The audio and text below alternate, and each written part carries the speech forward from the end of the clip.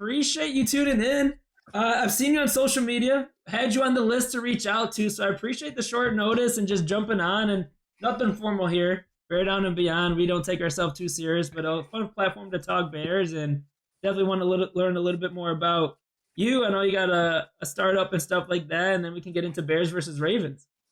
Stellar. Sounds great. Yeah, no, appreciate you having me on. And I know it's not formal. I just filmed a skit where I had to dress up as a teacher. So this is not my normal Sunday Bears getup, but do you do so you do content full time outside of your startup? If you want to give a little background, like love to get to know you a little bit more, obviously from outside of what I've seen on social, but I know you are Wrigley Field's favorite hot dog vendor.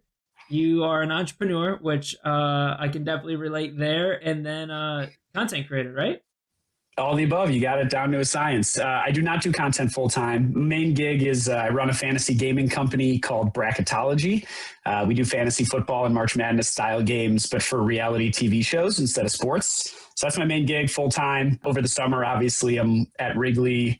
I think I worked like 45 of the 82 home games regular season this year, 81 home games. Also have now added a third job in the last couple seasons of making content. So busy guy, but this timing worked perfectly. I appreciate you reaching out after the Cubs season ended and can already shift my focus into some exciting Bears football. No, that's awesome. Congrats on all the ventures and the success. I did see the bracketology.tv. You got to tell me a little bit more about it. I'm a reality TV guy. Me and my girlfriend always watching Love Island and all that stuff. So tell the audience a little bit more about how this works. So I saw fantasy football, March Madness for reality TV, and I need a little bit of dissect there. Yeah, happily. So right now, we started offering free-to-play season-long fantasy games. It used to just be for the Bachelor franchise, and I met my co-founder, and I was like, hey, you ever thought about expanding this outside of the Bachelor to all reality TV shows? So we started at 3 Bachelor shows. We now do 34 reality TV and award shows. But basically, we have 4 different free-to-play game types. You got your classic March Madness style bracket where you choose who you think will get eliminated all the way down to the winner. Your bracket locks for the season. We have 2 weekly elimination style games. And then what we call our advanced game. It's like fantasy football. So you draft a team of contestants each week, depending on what they do and say during the episode, based on a predetermined list of rules, is how your contestants earn points. So like for Survivor, for example, if you say the word strategy, or you win an immunity challenge, or you are seen eating on camera, all those are ways for you to earn fantasy points as a contestant. So that's how we started. Over the last month or so, we've been kind of rolling out a soft launch into paid daily fantasy pools utilizing sweepstakes gaming. So for the first time, you can actually win real cash prizes entering these reality TV daily fantasy pools. That's cool. So if I'm watching Love Island and probably already, we're supposed to be Bears talk, but this is fun. I like this.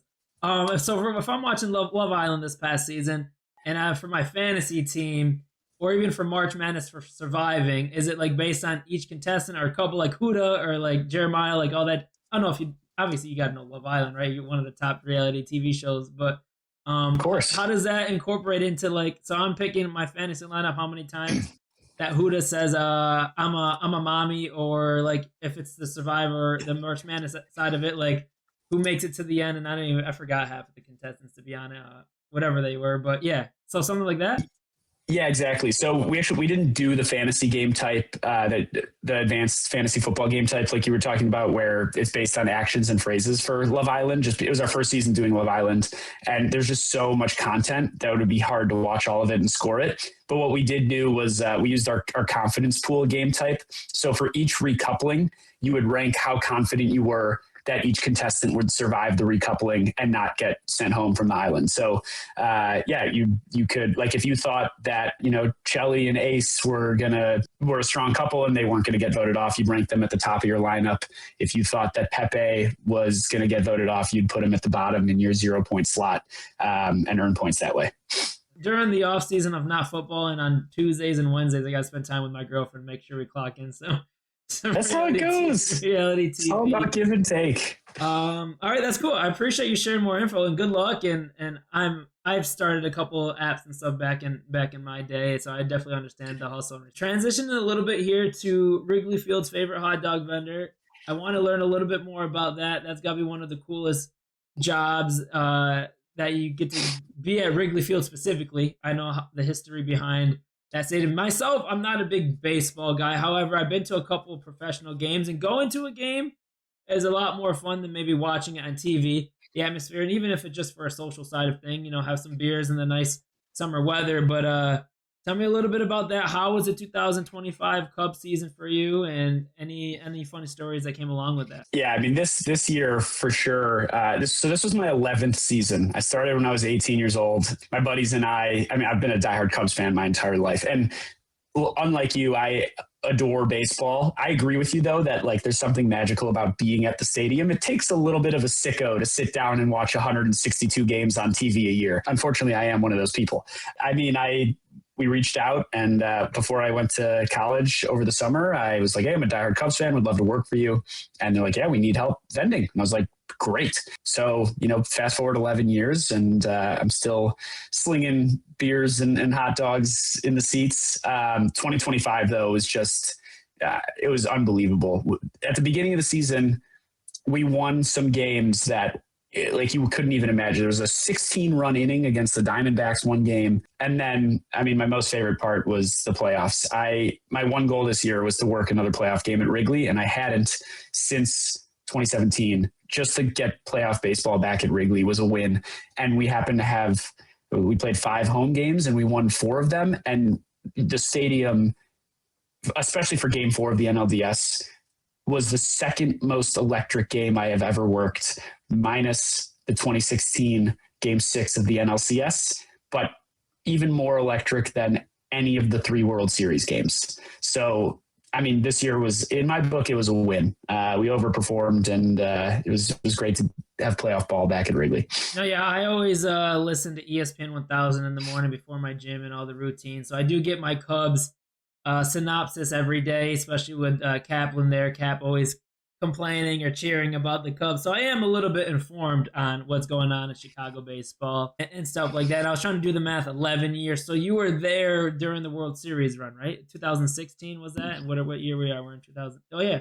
So you had been, so that had to been really cool to be working some home games at Wrigley Field during a World Series run. Yeah, it was my second season vending. I actually worked the playoff series in 2015 against the Cardinals also, which was our first home playoff clinching win, debated maybe ever. I'll have to fact check that, but working the World Series was so electric, especially for a Cubs fan. You can't complain about standing room only tickets were $1,300, and I was getting paid to go work the World Series. So, I mean, yeah, playoff baseball obviously is one of the good perks, but I love the everyday interaction of just chatting with Cubs fans, making a fool out of myself in the seats with practicing different calls, and just being outside, getting exercise, and calling Wrigley Field the office. But 2016 was that October, early November was the best time of my life.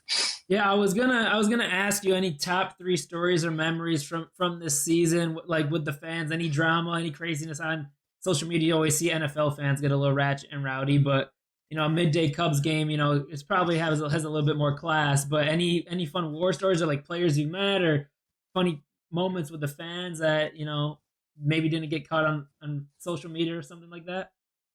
Oh man, I feel like there's just so many small interactions with the fans that I have during the season that are always just so eventful or enjoyable. Most of the time people are pretty well behaved. So there's not a lot of things that in the seats that would be, that go wrong drama wise. Occasionally, the White Sox come to town and there's some pushing and shoving in a different section here or there. In terms of specific stories, none that are really coming to mind, but I mean, I've interacted with a ton of different Cubs fans on social media, and that's also been super fun. Justin Steele follows me on TikTok. So yeah, I mean, for me, it's always interesting. I always want to know like if the players can hear the vendors during the game, or are they so locked in? Because a couple of those guys got some really loud hot dog calls. It's just, yeah, I mean, it's a blessing to be able to work there, and hopefully I can continue to spread the content and interact with more Cubs and hot dog fans. Yeah, we're speaking of calls. We got Theo in the chat as Jonah the most successful and least successful call. Most successful. I mean, there's a guy named Antonio that you can hear selling hot dogs on the TV broadcast or the radio broadcast. He is the loudest dude. It's probably likely that he's broken a couple eardrums here or there. Antonio is definitely one of the most successful, but everyone's call is, I feel like it's an art form. It's like an artist. No two hot dog calls are the same, or a snowflake. Like there's no identical call. So it's always fun to like put a spin on it. The least successful call is just, if you're quiet, you need to be loud. The first ever game I worked, I was selling soda in the upper deck, and I did not say a word. I walked the catwalk between the 300s and the 400s, sold like maybe 9 bottles of soda. And I was like, all right, well, that was not successful. So then you start to get a little more comfortable and confident. And then by the end of the season, I'm cracking jokes and screaming as loud as I can. And now 11 years later, I mean, there's nothing I'm not willing to try in terms of what might get a sale. Can we get one for the clip? Can you give us a good call? Yeah, of course. So I have a theory and a formula for all of my calls, really. So when I'm in the seats, no matter what I'm selling, I'll generally start my call out with like a to get people's attention. And then I'll go into what I'm selling once I have their attention. So I'll be like, hot dogs. And what I've noticed is, if you just start out calling what you're saying, it's going to take people a couple seconds to register. So I break that with just a random sound that I think catches people's ear, and then they're looking at me, and then I go into what I'm selling. But I've noticed that works well for me, and is generally I'm the hot dogs guy. So it's been a work in progress, but 11 years down the road now, I feel like I've honed in on it pretty well. Well, it's definitely on my list to go to a Cubs game. So I'm in New York. My father's born and raised in South Side of Chicago, but I'm born and raised here. But made sure I was a Bears fan out here, and I go to Chicago once or twice a year, usually in the summertime. It's usually with like my girlfriend or something. So like having a weekend and having a day dedicated to going to a baseball game is a little bit of a stretch, but it's definitely on my to-do list. Even if it's for a few innings on a sunny day and just for the social aspect, I definitely want to go. And if I do go, I got to make sure I hit you up and see if you're working or whatnot. Oh, 100%. Yeah. Give me a shout when you make it here. It's even if you're not a baseball fan, like I implore every sports fan to make it to a Cubs game at some point. It's just like so much history at Wrigley, and you can't have a bad time there. Yeah. And we got Zool in the chat. He said, please tell Jonah I'm only here for the straw pockets. Oh, he gets it. Zool's got a good head on his shoulders. I'm my number one thing to sell. My favorite thing to sell is frozen margaritas. And one thing about me is I almost never wear long pants when I'm vending, no matter the weather. I wear cargo shorts so that I can store as much in my pockets as possible. One of those being a straw pocket, which is essential to quick selling, so that I can pull the margarita out of my bag, pull a straw out of the pocket. It's a 1-2 punch. The straw pocket is an essential part of margarita vending. So you're rotating different items. You're not strictly the hot dogs, you're just going whatever gets empty and then getting the margs and all that good stuff? No, so you're assigned a specific item and a specific section for each game. But before the game, we line up in a room with all of the vendors. We line up in seniority order, and we draft our product and our sections. So I don't know what's going to be available by the time it gets to my spot in line. And even though I've been there 11 years, there's probably, let's say there were 100 people employed, I'm probably 70th in line still. That just shows like how people don't leave this job. It's the guy at the front, his name's Hopper. This was his 62nd or 63rd season. And you said 100 plus vendors on what, like a prime time game? Like, or is it even like an afternoon game? There's 100 plus vendors. Yeah. I mean, generally like you don't have to work every game. There's a lot of flexibility in the schedule, but I'd say for every game, there's at least 65 vendors in the seats, 65 to 85.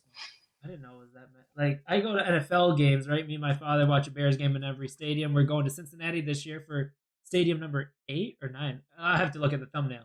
But I didn't realize there's like, I guess an NFL stadium it's a little bit, but I didn't realize even like 65 vendors, like the vendors that are walking up and down the aisle, correct?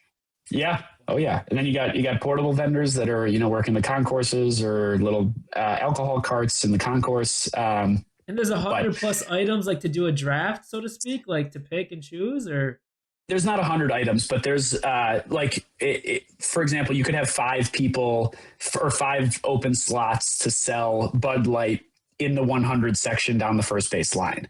And then you might have, 6 people selling hot dogs in the 200 section, or someone upper deck selling water. So there's about 85 different spots per game. That's awesome. I appreciate the insight. Like, I know we're here for Bears talk, but I always usually as Bears fans, we're so stressed and we're on edge and we're miserable and you're like, all right, let's get us to the next week. But we're kind of like on a high right now. We have the luxury for the first time in a long time to just talk off topic and don't have to jump straight into the misery of what should we worry about coming up Sunday against the opponent. So no, I appreciate that insight. That's super cool.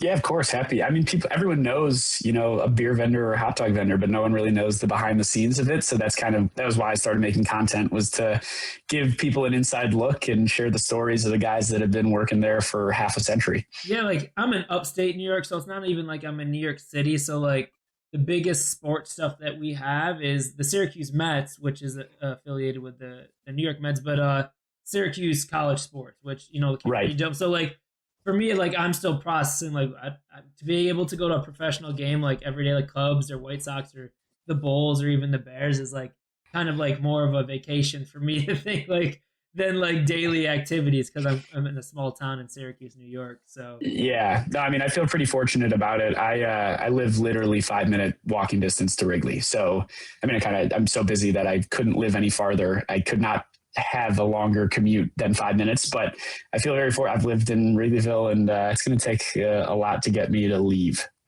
No, that's awesome. Let's talk into some Bears. So the Bears, they're 4-2, right? They're 4-2 right now. Probably, a good spot where we might have thought they were going into this year, but not the path that how we've gotten here. So how are you feeling about the Bears right now? We're going into week 7 or 8. I know the bye week always messes me up. 4-2, 6. So we're going into week 8 against the Ravens. We just beat the Saints, but how are you feeling about the Chicago Bears as a whole right now? Caleb, the offense, Ben Johnson, the defense. Give us a quick week 8 synopsis and feeling about our beloved. My view would have been wildly different if you asked me after week 2. I was ready to write the season off. This team showed a lot of resilience, and that win against the Cowboys was electric. And I think like once we won that game, we started to see, and I started to feel like, oh, maybe this team is different. And then we win that game against Vegas, and then bye week, Commanders. I mean, they took care of business against the Saints. I feel great. Had the Bears not won the game right after the Cubs got eliminated in Game 5 of the NLDS, I would have been emotionally down bad. But they really pulled me out of that hole, and I've kind of been coasting and riding that enjoyment since then. But I feel pretty good about the squad, and I think Ben is just getting started over here. Yeah, how are you feeling about Caleb's performance throughout the first 7 weeks of the season? Some ups, some downs, but how are you feeling so far about Caleb? Yeah, so far decent. Obviously, I mean, occasionally he'll miss some throws, but I think he's still getting comfortable. I think for him, it's he has to get used to having time in the pocket, which is not something he had the luxury of having last year. And I think he's got happy feet a little bit, but he doesn't turn the ball over very much, which I think is super important. I mean, we have the number 1 turnover differential in the league, and that's why we've been able to be 4-2. Defense has been humming recently. Secondary looks decent. We're getting some pressure on the QBs. Ultimately, like, I think things are clicking pretty well. And I really like Jake Moody as the kicker. That was a top for today. Yeah, even I don't know if Santos was healthy last game or not, if he was still injured, but even when he does get healthy again, I'd like to see us stick with Moody. All right, kicker competition in Chicago: Jake Moody or Cairo Santos. I think Cairo is was a full participant in practice this week, but it's just more or less, will they give Jake Moody another shot at it, have some more kind of reps to evaluate the competition a little bit more? I think you have to. I mean, Cairo's great from 45 and in, but I mean, his weaknesses have been, it changes the offensive game plan. If you, in this day and age in kickers, if you don't have a guy who can kick a 55-yard field goal, just makes things much more challenging. And oh my God, after the first game of the year, I mean, you could feel us blowing that game. It just felt so similar. And the way that we ended up, the nail in the coffin was not being able to kick a ball out of the back of the end zone. Granted, he should have just kicked it out of bounds. I don't know why we were trying to kick it out of the back of the end zone. You just can't have a player on your team where that happens in this day and age. So I am Team Moody. Don't get me wrong, Cairo's good, but I think we need to stick with Moody and ride the hot foot instead of the hot hand. No, I definitely agree. Well, I agree the Bears need a better solution at kicker. Carlos Santos is accurate, like you said, from 45 yards or less. Jake Moody's pass in San Francisco worries me a little bit, but sometimes you see in this league with kickers, they just need a fresh place and they can reset and get their confidence. So Moody did have that one blocked one a couple of games ago. I forgot which game it was, the Commanders or whatnot, but I definitely kind of want to see this play out one more game. Just kind of maybe keep Cairo on the sidelines this game and get another data point of Jake Moody field goals and kind of go from there. But long term, like this new kicker age, you need someone that can kick 55 plus with ease. You see it with all these other teams when you're watching Red Zone after a Bears game, and it's like, wow, we can't even kick something longer than 55 yards. But definitely agree with you there. Any concerns for the Chicago Bears right now, whether it's specifically for an angle on the offense or the defense or both? Anything that you're a little bit worried about just as a season as a whole, moving forward? Yeah, I talked to my cousin about the Bears regularly. It's our main way to stay connected. He lives in LA, and he sent me a stat that said that the Bears have the most big plays per game of any team, which that's good.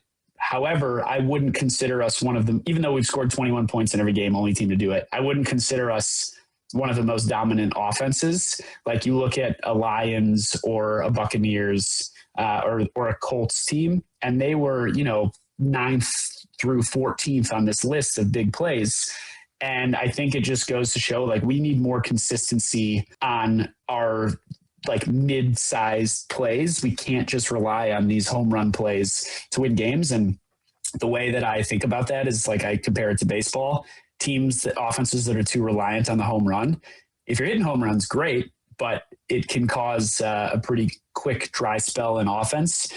So I'd like to just see more consistency in not the large chunk plays, but just like churning out, 5 or 6 yard plays more regularly. I think we've had some genius trick plays called, and it's nice to see the running game get going. And I think it'll click with Caleb. I just need him to throw the ball to DJ Moore a little bit more because I got him on my fantasy team, and I don't know what's going on. I don't know where that regression happened. Love to see Rome flourish, but DJ's got to get clicking with Caleb. Yeah, DJ and Caleb have always been an interesting dynamic ever since Caleb's been drafted last year, and the whole body language combo. I mean, last year was a losing team. I think even at the beginning of this year, you could see some of the similar body language, energy type of things with DJ. But I think he's turned it around, at least kind of getting into jumping on the train of being positive or whatnot for the Bears. And I know he had an injury last week, and he's on the injury report or whatnot. But I want to see that. I want to see Colston Loveland get a little bit more involved. And Cole Kmet seems like he might not play this week, so it could be a good opportunity for Loveland to prove why he was a number 10 pick and not Tyler Warren that we should have drafted if we were going to draft a tight end at 10. Rome Odunze, he's got to catch some 50-50 balls, but he's been playing good. Yeah. But it's just weird, like any balls that hit his hand in like a 50-50 ball, it's a drop. I've seen it last week and then a couple times. And then obviously the run game has been nice, which is good to see. But a little bit more consistency from Caleb, I would be a little bit more encouraged about too. In the Yeah, I want some more Luther Burden also. Zacchaeus, I could go without seeing much more of, but I'd like to see Luther get some more touches. Yeah, Zacchaeus seems to be Caleb's low key like favorite target in a third and crunch, a third and I need someone to throw it to, and he's been delivering it. Just that Commanders game that he could have had an easy catch and to the house for 90 yards. That would have been nice to see. For a few of my bets and fantasy purposes. However, it is what it is. We still won that game. The defense, not too bad, like we talked about. How are you feeling going into the Ravens game? I haven't been able to keep up with it. Is there any word on Lamar's status? Is he going to play? He's been limited practice the last couple of days. It's not officially confirmed yet. So yeah, that's obviously the big question mark is Lamar playing or not? It would be a really good test to see really what the defense is made of if he does play. I hope he does not play because I think it's a much more winnable game if he does not otherwise. But I think this Bears team can beat anyone. We opened at 6.5 point underdogs. I don't know if the line's moved at all, but I don't know. I don't have the emotionally in me to bet on Bears games anymore because I'm already way too high strung about the outcome of it. But if I was a betting man on Bears games, I might take the plus 6.5. Even if he's playing the early line, and then in case he's not playing at last minute, you got a nice spread of plus 6.5. I think Vegas knows better. If they must have some inside scoop or something, where Chauncey Billups, giving them insider trade or something about the Ravens having Lamar Jackson or something. Do you think the Bears should make any trades, before the trade deadline this year? Any names that you kind of intrigued you, whether it's a pass rusher, running back, or any rumors that, maybe you wish were, come to fruition with trades? It's a good question. Offensively, I'm not sure if there's any enormous difference makers. I think we have the pieces on offense to do something really special. I would have loved in the offseason if we went out and got Micah Parsons. I don't think that is at least I've been reading about that has really piqued my interest specifically, but I would like to see a front office try to make some moves and support a winning team and add some, ammunition mid-year. No, for sure. Maybe I think the success we've seen from DeAndre Swift and the running game the last couple of games kind of deters me away from trading from a running back. I know first couple of weeks, even going into the season and even the offseason, we needed to add to the running back room, and we just drafted one guy who's been getting some more touches, which has been nice. But somewhere in the pass rusher would be nice. Montez Sweat and Dio are not really doing it for the amount of money they're getting paid. So that would be helpful. We've seen Dennis Allen get creative, specifically with the Saints with Kyler Gordon and Brisker blitzing. So I know a couple of them are on the injury report. So we'll just see. But I think it would be nice to explore some low risk or high rewarding if it's like a Max Crosby or some type of pass rusher. Max Crosby would be phenomenal. I mean, that would be electric. Right. The little repeat of Khalil Mack trade there. Let's get into score predictions. We got Ravens versus Bears. Right, Bears go on the road. We'll see if Lamar Jackson is playing, but we got to get a score prediction to clip before Sunday. Oh man! All right, I'm gonna go. Well, I'll give two. I'll give one if Lamar is playing and one if Lamar's not playing. If Lamar's not playing, I'll go 27-18. Bears by 9. If Lamar is playing, 31-30 Bears. Okay, all right. I like it. And then we always do this with our guest of the week. Jonah, you're going to have to step it up. A lot of pressure is on you. We do bold predictions, right? And then I actually place these bold predictions as bets. We're how many? 6 weeks in the season we had 6 guests. We're and each one does 3. We're 1-17. Or even 2-16, so to speak. We haven't won a lot, but we need a bold prediction from you. Bold prediction is all up into your interpretation. It could be, Caleb throws for 300 passing yards, which people have been trying to do this bet all season long. This bold prediction, or it could be the defense, gets a touchdown. Whatever you want. It's all up to you, but I will clip it. I will actually bet it, and I'll make it oppose Jonah's bold predictions for Ravens versus Bears. But I need you to give me a winner. But it's got to be bold. It can't be Oh, I got you. Do you have the lines in front of you of what some of the baseline ones are, or should I just? No, you just toss something out. And I look for the bet, and I find the one with the best odds. So if it's Caleb throws for 5 touchdowns, I got to find whatever. You're gonna parlay DJ Moore for 100 yards and a touchdown. seen that one before this season. That's We're fine. manifesting it. We're manifesting. All right, POV, as we say, positive only vibes. Which that is a bold prediction because I don't even know if he cracked like 50 yards this year or has any touchdowns. So I'm not sure he scored. Yeah. Yeah, DJ Moore 4 touchdown and 100+ yards. He is on the injury report. So do you want to do a backup bold prediction? Yeah. Give me a backup one here. I'll take a. Okay. First player to score a touchdown for the Bears, Loveland. First Bears touchdown. I don't know, like maybe the Bears don't win the kickoff. Maybe the Ravens score first. I would say first touchdown overall in the game, but if you want to hedge it a little bit, go Bears. Loveland, first Bears touchdown. No, we're going to do first time touchdown score of the game. We'll do Loveland. Well, you can sprinkle whatever your normal unit size is. Do half on each. All right, half on each. Oh, we don't care. We're degenerates. We'll do the whole unit on each. So hopefully. Beautiful. Hopefully the Bears get the ball first and we get a Loveland touchdown to start the game. We did a Loveland. I think it was Harrison was our last guest last week. He did have a Colston Loveland anytime touchdown on there, but that didn't hit. But POV, we're going to manifest it. DJ Moore, 100+ receiving yards and a touchdown. And then we have Colston Loveland, first time touchdown score, and then first time touchdown score for the Bears. Depending on my book if I can get that. But regardless, we're gonna lock them in. I appreciate it, Jonah. We're going bold here. We'll hopefully check in at noon or around 12:15 Central on Sunday, and we'll do a little celebrating. Yeah. What time do they play? Oh, they play at noon, right? Yeah, well, 1 o'clock your time. Oh, but yeah, you're noon. talking about the Colston Loveland one in particular. Yeah, yep, 100%. Yeah. So we'll see that. Hopefully we'll clip it and we'll give you all the flowers. So I do appreciate your time today, Jonah. It was plenty fun catching up, meeting you, and talking Bears. And good luck with your startup and everything. And I got to look into that. Maybe me and my girlfriend will get into one of the fantasy games for one of the upcoming reality TV shows. Perfect. Yeah, sounds great. Appreciate you having me on, and likewise to you. Good luck keeping building the content here, and hopefully there's a lot more positive Bears content to come out of the season because it's a lot more fun to make when the team is winning, and that was what I felt for the entire Cubs year. So hopefully it continues into the bleak weather times, but the football team stays hot. Hopefully soon. I mean, yeah, hopefully, Jonah. I appreciate you. Hopefully we get more Bears wins. Bears versus Ravens coming up.